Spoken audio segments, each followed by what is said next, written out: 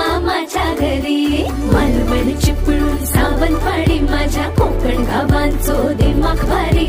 दिसते भारी गणपतीची स्वारी माझ्या कोकणा वाटे तुम्ही वलवा गाडी. धमाधमान हाका गाडी माझ्या कोकणचो रस्तो नागमोड